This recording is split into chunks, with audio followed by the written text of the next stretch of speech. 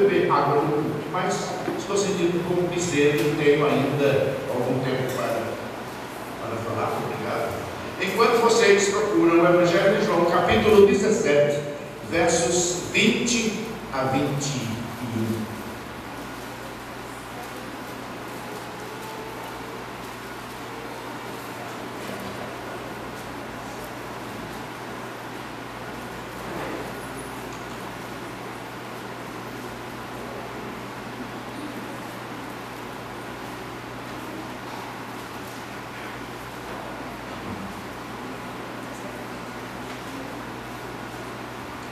Irmãos, assim nos diz a palavra do Senhor. Esta passagem está registrada no Evangelho de João, capítulo 17, faz parte da oração realizada pelo Senhor Jesus Cristo quando Ele orou, quando Ele intercedeu pelos seus discípulos. E nestes versos 20 a 21, nessa oração, que está nesse capítulo, que eu considero um dos maiores capítulos das Escrituras, Evangelho de João, capítulo 17.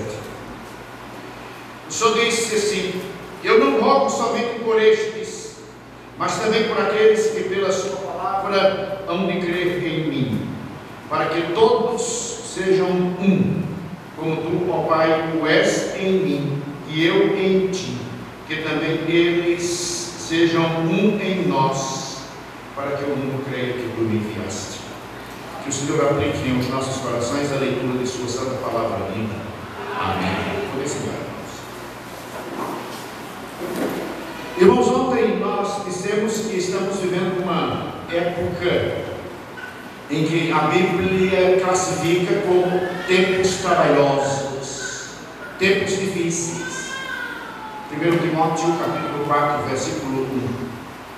Mas o Espírito expressamente diz que nos últimos tempos apostatarão alguns da fé, dando ouvido a espíritos enganadores, a doutrinas de demônios. Estamos vivendo esse tempo, sem sombra de dúvida.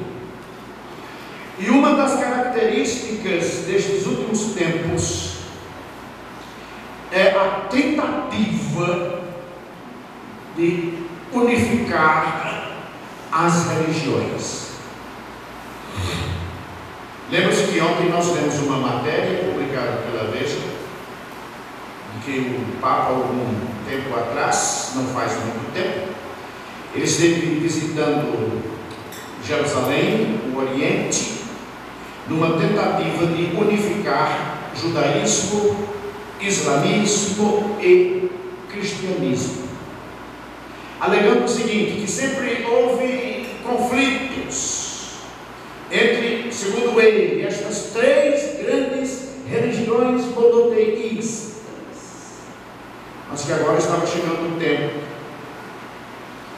de acabar com estes conflitos e de tornar estas três grandes religiões unificadas, dizendo uma mesma coisa, vivendo em paz, em harmonia, num diálogo de irmãos. Irmãos, uma igreja, segundo ele, é onde todos possam dizer sim, em lugar de dizer não. E é isso que nós temos visto até em alguns grupos denominados evangélicos, que todos possam dizer sim, em lugar do não, ou a todo tipo de inovações. E milhares de igrejas estão dizendo sim aos movimentos carismáticos, aos sonhos, revelações, cura interior, evangelho da prosperidade e tantas outras coisas. O objetivo do nosso inimigo é atrair todas as igrejas a essa monstruosidade ecumênica. E eu lembro que quando entrei para o seminário presbiteriano fundamentalista em 1971, eu ouvia as lideranças fundamentalistas combaterem o ecumenismo teológico. 1971. E hoje, irmãos, mais do que nunca precisamos combater este ecumenismo teológico. Hoje nós temos o Conselho Mundial de Igrejas, o Conselho Nacional de Igrejas. A Igreja Católica Apostólica Romana atualmente está vinculada a estes conselhos.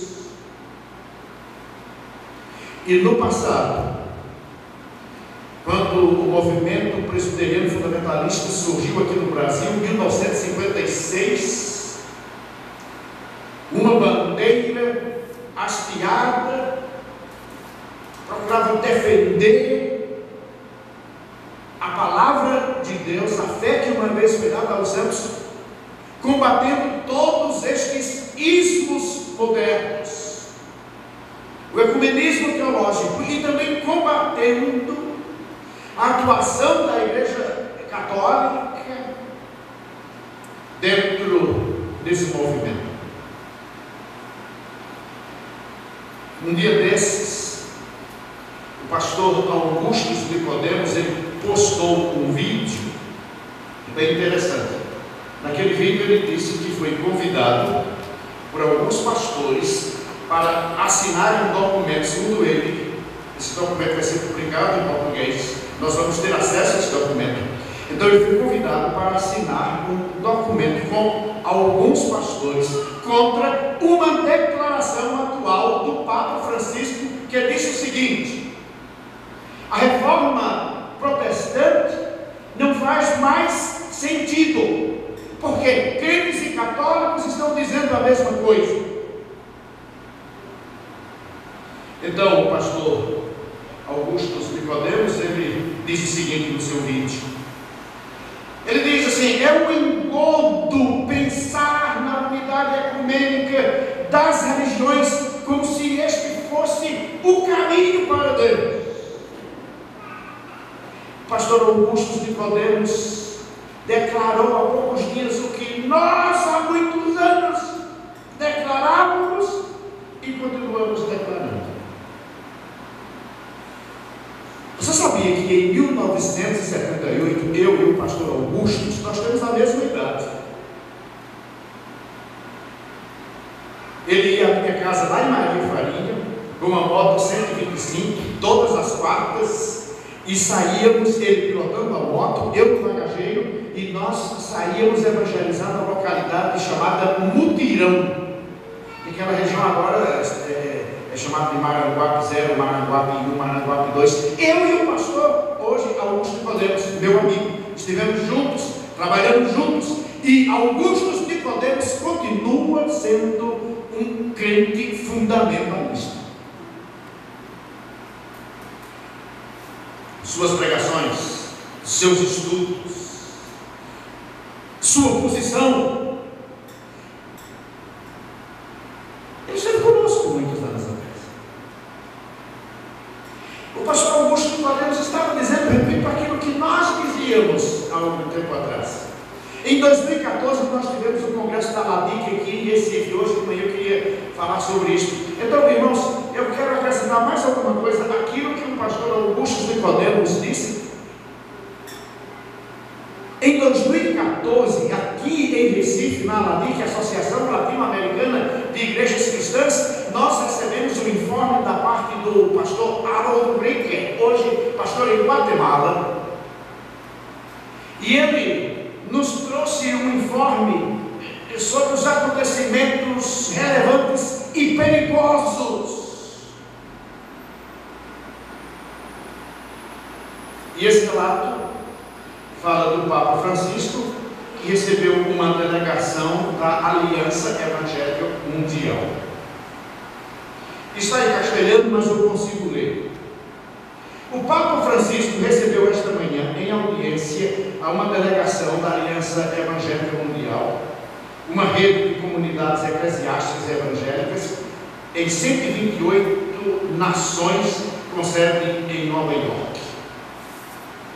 O Santo Padre recordou que desde o princípio houve divisões entre os cristãos e que, por desgraça, todavia, hoje segue havendo rivalidades e conflitos entre nossas comunidades. Dita situação, expressou, debilita a nossa capacidade de cumprir com o mandato do Senhor, de pregar o Evangelho a todas as nações.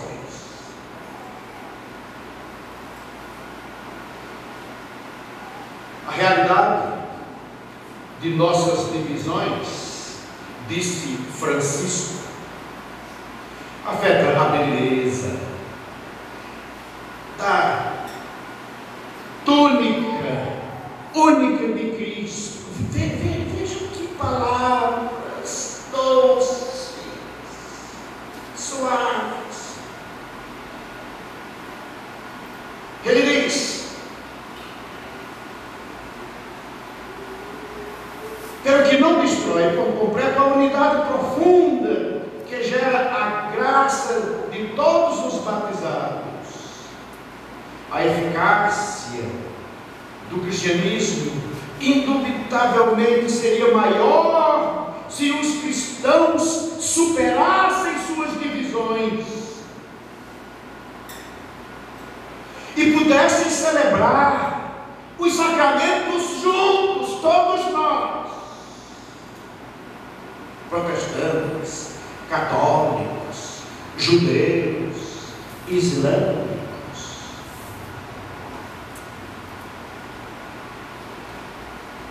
O bispo de Roma, o Papa, manifestou também a sua alegria, porque em muitos países do mundo, os católicos e os evangélicos têm estabelecido relações de humanidade e cooperação.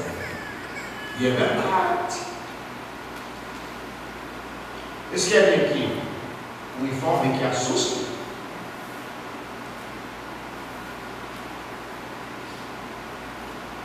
Em seu discurso às autoridades vaticanas, o secretário-geral da Aliança Evangélica Mundial, Geoff Tunnicliffe, ele afirmou que se abre uma nova era nas relações entre evangélicos e católicos. E é dito que todos estes estão compartilhando do amor, da paz, da justiça que temos em Jesus. Irmãos, a Aliança Evangélica Mundial, não se assustem com os dados, está formada por mais de 100 organizações internacionais, e o seu objetivo é dar voz a 600 milhões de cristãos evangélicos em todo o mundo. Isso aqui a gente ouviu em 2014, e agora o pastor Augusto Nicodemos está trazendo esse informe para nós. Eu dou graças a Deus, porque tem outras vozes falando acerca deste perigo, desta monstruosidade ecumênica. Os carismáticos estão envolvidos nisto. E mais do que nunca, urge mantermos a nossa posição fundamentalista. Não é o fundamentalismo xiita, não é o fundamentalismo pejorativo do qual somos acusados. Não, é o fundamentalismo bíblico. 1 Coríntios 3,11: ninguém pode pôr outro fundamento além do que já está posto, no qual é Cristo Jesus. Esta igreja precisa continuar levando a bandeira do fundamentalismo bíblico para a honra e a glória do Senhor Deus. A igreja carismática, ou as igrejas carismáticas, estão sendo atraídas com o elemento da experiência, é o seu carro-chefe. A estratégia é oração pela paz, e segundo os ecumênicos, para que haja paz entre nós, é necessário que todas as religiões se unam, que a relação, que o convívio, que a harmonia se estabeleça harmonicamente entre nós. E E nós estamos sendo pressionados, irmãos. Estamos sendo pressionados a isto. E esta pressão se acentuará a cada dia mais até a vinda gloriosa do Senhor Jesus Cristo. Fiquem certos disso. Diante do que acabamos de ouvir, a pergunta é: como fica a questão da unidade referida por Cristo em João 17, versos 20 e 21, quando Cristo disse: eu não rogo, inclusive texto usado por eles, eu não rogo somente por estes, mas também por aqueles que pela sua palavra hão de crer em mim, para que todos sejam um, como tu, ó Pai, tu és em mim e eu em ti, que também eles sejam um em nós, para que o mundo creia que tu me enviaste. Como fica então essa questão da unidade? Mas o Senhor Jesus está dizendo para que sejamos um. Irmãos, aqui, essa parte, ela está dentro da oração que o Senhor Jesus fez intercedendo por nós. Aqui Jesus orou para que houvesse uma continuidade histórica entre os apóstolos e a igreja pós-apostólica, ou seja, entre o ensino dos apóstolos e o nosso, que disséssemos todos uma mesma coisa, que não disséssemos nada diferente do que os apóstolos disseram. Essa unidade aqui referida pelo Senhor. O apóstolo Paulo disse: rogo-vos, irmãos, que digais todos uma mesma coisa. Meus irmãos, como eu posso estar em unidade com um irmão ou alguém dizendo-se pastor e diz que não crê na inspiração das Sagradas Escrituras? Não posso. Ouvi falar de um pastor presbiteriano que ele disse: eu não concebo que Gênesis capítulo 1 ao capítulo 11 tenha sido inspirado. Ele disse: a minha mente não concebe o fato de que Deus formou o homem do pó da terra. Isso é mito. Como é que eu posso ter comunhão com um homem deste? Como eu posso ter comunhão com um homem dizendo-se pastor e não crê na Trindade? Prega contra a Trindade numa rede de televisão e diz que aqueles que creem na Trindade estão crendo numa doutrina demoníaca. Eu vi isso semana passada. Foi um obreiro da igreja Tabernáculo. Como eu posso ter comunhão com um homem destes? Quando o Senhor Deus, quando o Senhor Jesus me diz na sua palavra, quando os apóstolos me dizem, ou me dizem, aparte-se dele. Como eu posso ter unidade com aquele que coloca a experiência acima da Bíblia?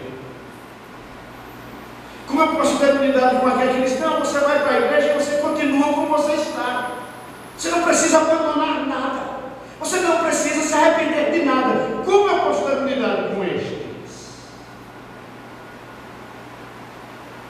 Jesus orou para que houvesse unidade, sim, unidade histórica, para que houvesse unidade com o Pai e o Filho, para que juntos estivessem unidos ao Pai e ao Filho.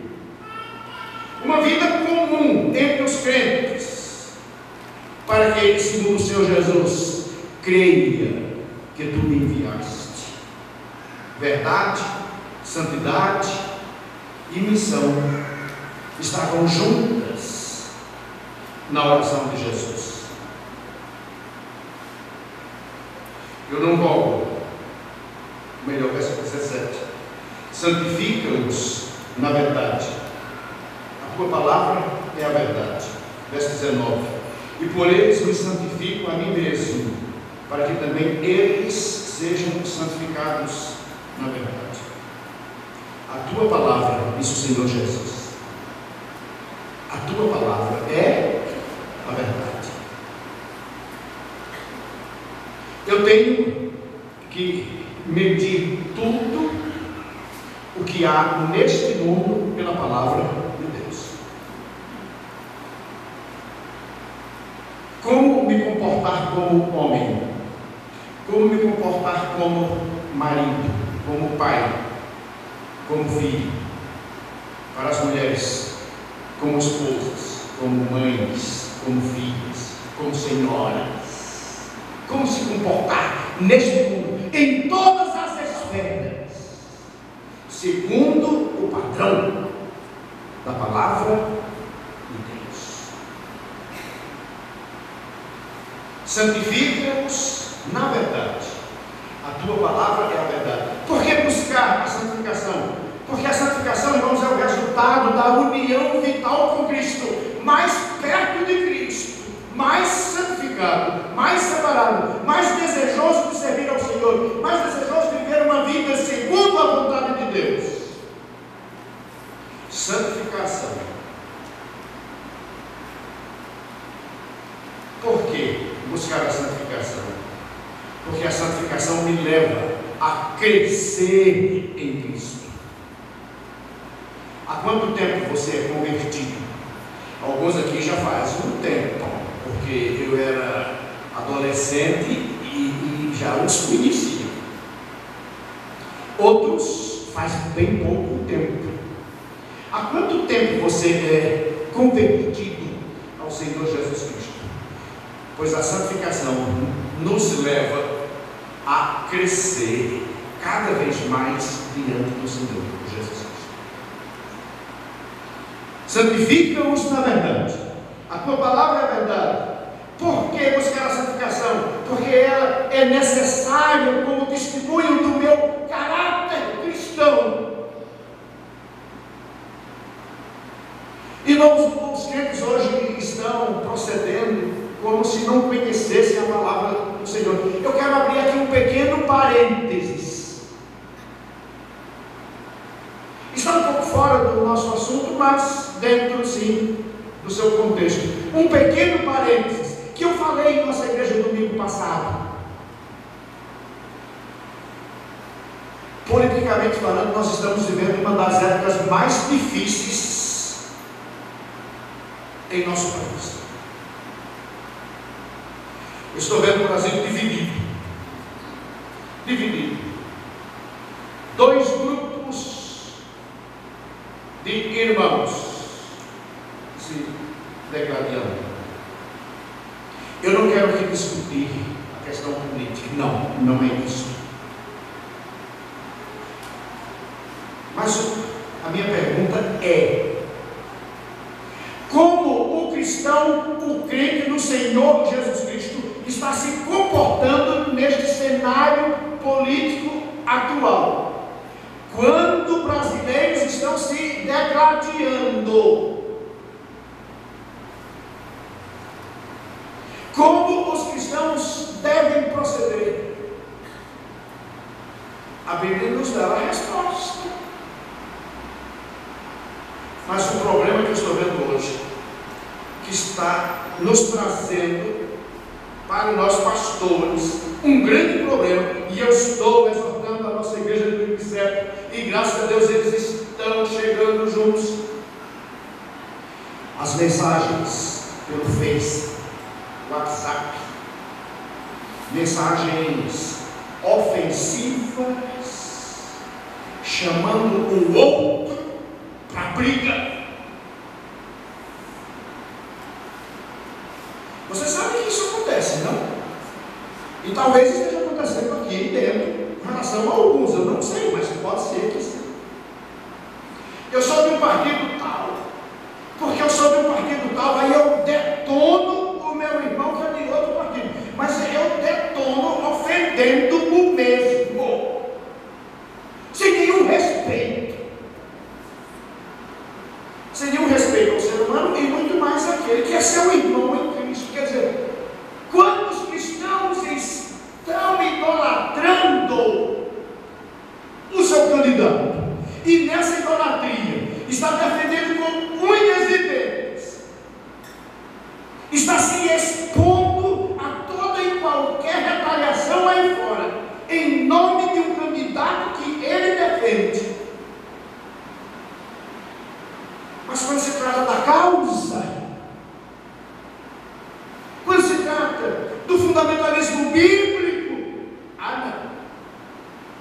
acovarda, recua. Que incoerência tremenda!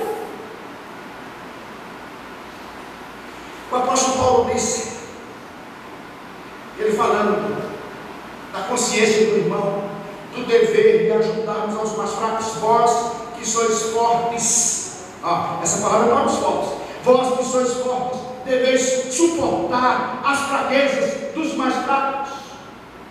Então o apóstolo Paulo, nessa preocupação, ele sabia lidar com o irmão mais fraco. De que maneira? Ele disse, se eu comer legumes vai escandalizar o meu irmão, eu não vou comer legumes.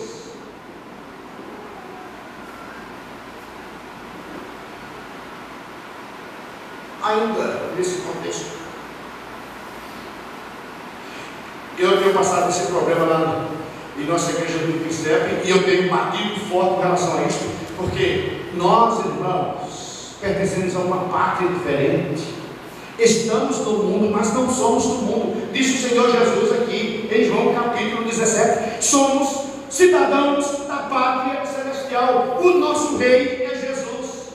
A nossa Constituição é a palavra de Deus. E se a Constituição brasileira ela vem de encontro à palavra de Deus, fora a Constituição brasileira. Isso é ser fundamentalista. Não é negociar. Nós temos 3 grandes times no nosso estado: Esporte, Santa Cruz e Náutico. Sabe o que está acontecendo em nossa igreja? Você é torcedor? Ótimo. Torça, vibre. Tudo bem, sem nenhum problema. Mas sabe o que está acontecendo?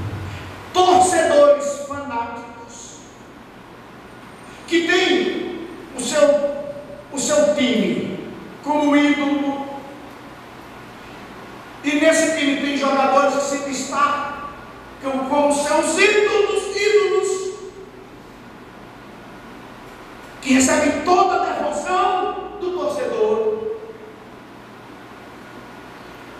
Estavam postando mensagens para o irmão que torce pelo time adversário, mensagens ofensivas. Você pode torcer, você pode até não entender, só dar uma gracinha com o que perdeu, mas veja até onde você vai. Não vai provocar a ira do teu irmão por causa de um time, por causa dos jogadores que já tem o seu salário lá melhor do que o que você recebe, viu? Irmãos se ofendendo, deixando de comungar no dia de Santa Ceia, com o coração enraivecido. Que isso? Igreja, vamos abrir os olhos. Escolha o seu candidato, vote no seu candidato, procure saber quais as suas propostas, veja qual deles tem a proposta mais coerente com as Escrituras. É difícil, mas veja qual. E outra coisa, nós temos uma arma poderosíssima nas mãos para resolver o problema do nosso país. Nós temos, e essa arma nossa está enferrujada no canto da parede, literalmente enferrujada. As estatísticas dizem que nós somos quase 50 milhões de evangélicos. Claro que se acelerar vai ficar menos da metade. Mas vamos pensar nessa estatística: quase 50 milhões de evangélicos. Se estes evangélicos estivessem orando ao Senhor, intercedendo ao Senhor pela situação do nosso país, Deus moveria os corações. Eu não tenho nenhuma dúvida. Mas os evangélicos são os piores.